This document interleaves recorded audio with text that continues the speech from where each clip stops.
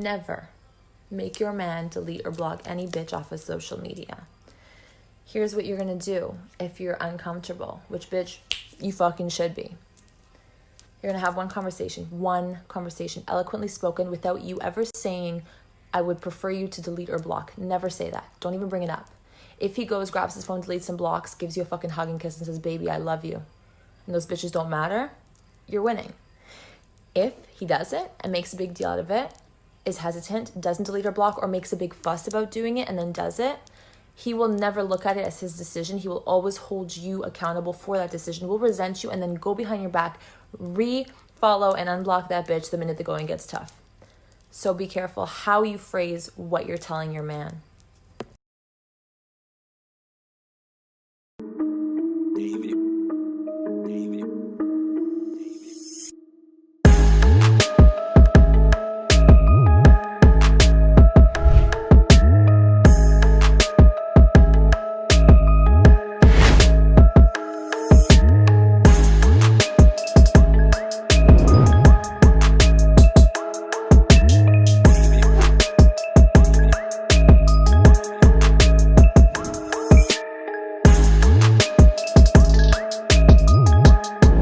This is why you should never talk to strangers. In the early 2000s, a young girl was waiting outside her friend's house peeling the bark off of a tree when a strange man approaches her. As he got closer, she could see that he was grinning ear to ear and his face was white as a ghost. He walks right up to her and pinches her on the arm and says, "How would you like it if I peeled your skin off?" Just then, her friend's mom yells for her to come inside and the man walks away.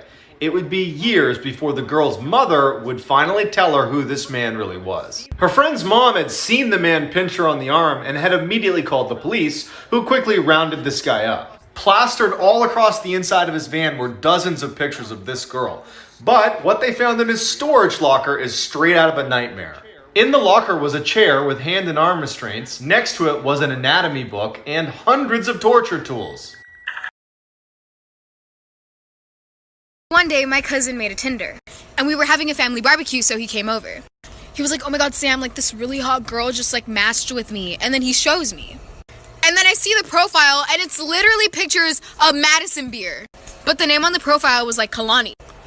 I was like, bro, I don't know who you think you're fucking texting, but it's not Madison beer. You're texting someone's fucking auntie right now, whole ass auntie. He's like, guess we're about to find out. I was like, no, what the no? He's like, yeah, I just gave her the Addy. She's about to pull up. Like, we're gonna meet. Like, it's all cool, Sam. Like, trust me. Trust me. Trust me, he said. Okay. I trusted him. So I see a car pull up, and he's like, oh my god, I think it's her. I was like, oh shit, what if I do meet Madison Beer? The door freaking opens, and this old lady pops up. I look at my cousin, and I'm like, go! Go hug her! Go! You were so excited. It's Kalani. The one and only. Come on.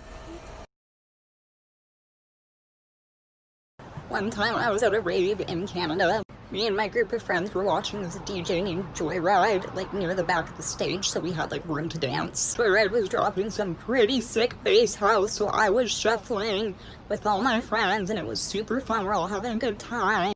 All of a sudden I feel these hands grab onto my waist and some dick pressed against my butt. I knew it wasn't my boyfriend because he was busy taking a tequila nap. So I turned around and I pushed this guy off of me and I screamed, "Why are you touching me?"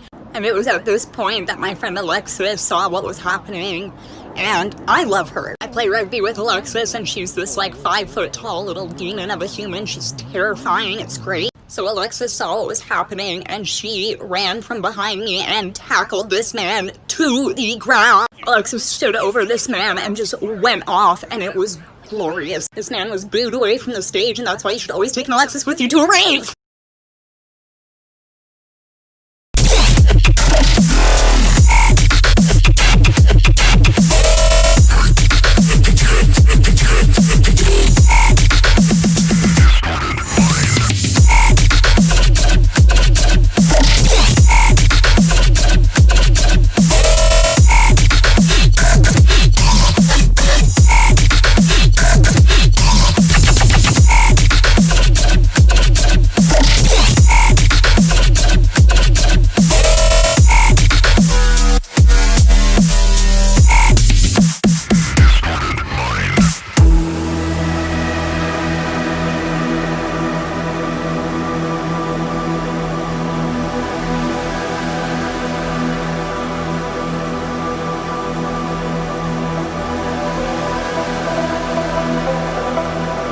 The difference between best friends and regular friends. If you fall as your friend, I will help you up and then I might, giggle or something. But as your best friend, if you fall, I am going to be crying laughing.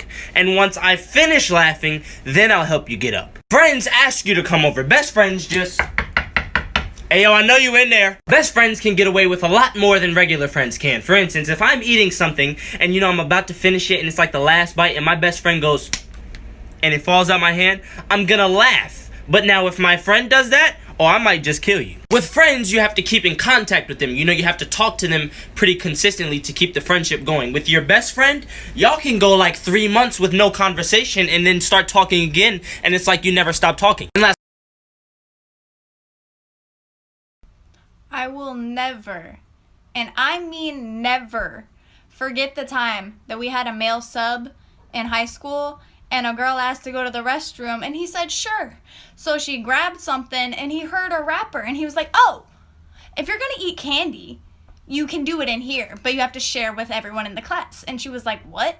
And he was like, well, I heard the rapper. And she whips out a tampon, shoves it in his face, and she goes, you wanna share? Oh, girl, savage. Put a finger down if you go and meet your friend for dinner one night and you get there before her. So you walk up and tell the hostess that there's going to be 2 of you and you give her your last name. Then you go and sit down, and while you're waiting for your table, this random girl walks up to you and is like, hey, I heard you say your last name. Do you know blank? And you're like, yeah, that's my dad. And she's like, that's my dad. And you look at her like she's the craziest person you've ever seen in your life. So she pulls out her phone and in fact shows you pictures of your dad at every holiday, graduation, family function that has ever happened in her life. And that was the day you found out that your dad had a secret family. And then you had to be the one to break the news to your mom. This is why you should always lock your doors. A class was playing a game of Kahoot when they heard a voice on the intercom say, "This is not a drill, go into lockdown." The students huddled in the back of the classroom and then the power went off. Minutes later, the students heard the sound of a man screaming at the top of his lungs, running down the hallway. The lunatic man started banging on the lockers and his screams gradually got louder. He then started banging on the classroom window, yelling, "Open up." He eventually left, and 10 minutes later, a voice on the intercom said, a mentally ill person had entered the school and attacked the lady at the front desk. The staff did a sweep of the school and still couldn't find him, so they locked the doors and resumed class. Later that night, one of the janitors went into the utility closet when this happened. Story time about how my boyfriend cheated on me with a 17-year-old girl. So when summer started, I started working at this new job. And I had a really good connection with one of my coworkers. And he was 28 years old. So we started talking. But I would get mad at him a lot because he would ignore my messages asking to hang out. And on top of that, every time that we got done with work, we would all go sit and eat, and he would sit next to this one girl. And by the way, she was 17. And I could see them flirting all the time. Well, finally, once summer ended, she moved away. And then I felt like I had a real chance to start dating him. So we started hanging out a lot and hooking up a lot. After a few months, I started taking our relationship serious. Well, apparently not for him, because there was this girl on his phone that he had been texting a lot. So weirdly enough, after that, I get a DM from the girl that he would always flirt with at work. And she asked me if I was dating him. And I said yeah, and then she goes, oh, well, he's been texting me a lot. So then I blocked her and went and hooked up with one of his friends that night, like for part 2.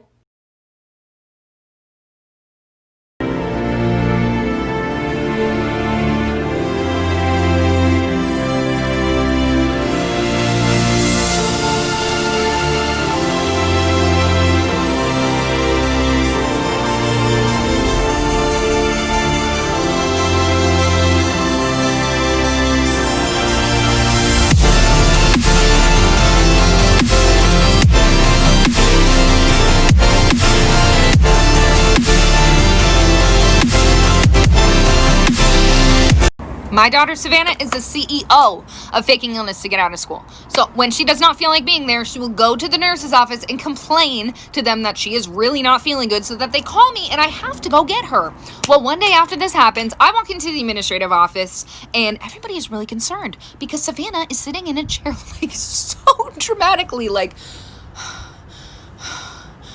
"Hi, Mom. And like when I saw her, I burst out laughing. I was like, oh my God, are you okay? And everybody looked at me like I was some really bad mom. Like, oh my God, why aren't you more concerned? But as we were walking out, she was walking really slow and actually didn't look good. So even I was a little concerned. I was like, oh my God, honey, are you okay? Until we got to the car when Savannah looks at me and goes, you know what, Mom? I feel better now. And I was like, Savannah, are you serious? And she's like, Mom, do you maybe want to go to Starbucks and have like a girls' day? And I was like, honey, what kind of question is that? You know I do. This is why you should always trust your parents. In 1990, a father and his 15-year-old son worked together at a gas station in Florida. One night, the boy was sitting outside on a break when he saw a crazy-looking woman walking towards the store. They were in a high-crime area and it was very late, so the boy turns around to look through the glass at his dad to see what he should do. His dad took one look at the woman and just shook his head, no, do not help her. The woman walks up to the boy and says, hey, my car's broken down, can you give me a ride? Before the boy can answer, his dad bursts outside and says, you need to leave here immediately. Angrily, the woman turns and leaves, cussing them both out the whole way. 1 year later, the boy's in his room at home when his dad calls from the other room and says, you gotta come in here and look at the TV. On the screen was the same woman from the gas station. Better known as Eileen Wuornos, she was a serial killer who used to pick up her male victims at gas stations in Florida. She was later put to death. This is a crazy story time of when I used to work at Tilly's, so buckle up. This middle-aged mom walks in the store, right? And she just starts walking around the men's section and literally just grabbing everything she sees. I mean, she's not even looking at the sizes. So we thought that was weird, so we went up and asked her if she needs any help, and of course she said no. Then she decides that she wants to try everything on. So I unlocked a room for her, and then I told her that she can only have 7 at a time, and she literally had a million things, and she just ran in, shut the door, and cut me off. So we started to get suspicious, so I started talking over my little headset thingy and telling the people around the store what's going on. We knocked on the door like 3 times asking if she needed help or needed any other sizes, and of course she just said no again. Then she comes barging out and literally runs to the front door and just leaves. So I walk in to see, and there's literally a bloody tampon on the floor. 2 days later, she comes back to the store. So I was at work the other day and this guy comes in and he's looking around for ages.